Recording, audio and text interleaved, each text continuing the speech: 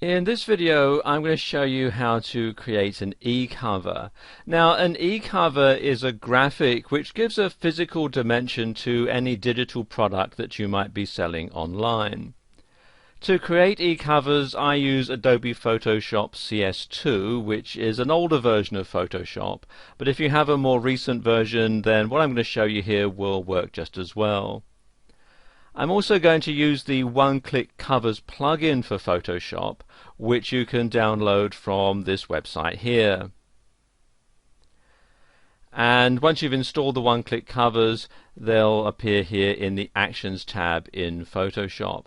And what these are basically a pre-programmed set of instructions that Photoshop will follow. So it automates certain tasks so you don't have to do them yourself manually over and over again. Okay, to begin, what we're going to do here is use ebook 2 for this example.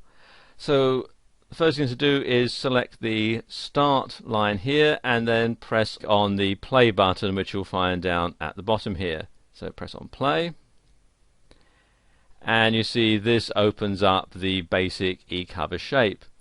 All we have to do now is add in our graphics and so on. So what I'm going to do is just pause the video while I do that. Okay, I've put in some simple graphics here, and I've also saved it as a Photoshop PSD file. You see here I've called it fantasticcover.psd, and I always save my e-covers as a PSD file when they're at this stage, when they're in this flat stage. And the reason that I do this is because later on, when they've been put into the ebook format, which you'll see a bit later, if there's anything that I don't like about it, or I need to go back and make any changes, then it's much easier to do it at this stage. So this is why I always save it as a PSD file at this stage. Okay, the next thing to do is come down here to compile and click on play.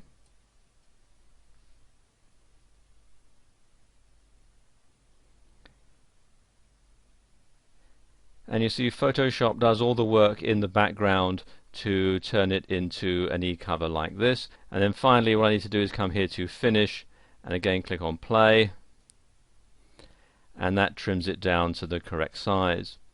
Now I need to save it so that I can incorporate it into my web page, and for this I'm going to use the Save for Web function. So come here to File, Save for Web, and this enables you to save it in all sorts of different formats. You can save it as a JPEG or a PNG file and some others as well, and there are also some presets that you'll find here. And also, if I move this up a little bit, if I click on this icon at the bottom here, I can preview it in my default web browser, so I'll see what it looks like when it's actually on my website. And there we go, that doesn't look too bad, so I'll now go ahead and shut this window and save it to my hard drive.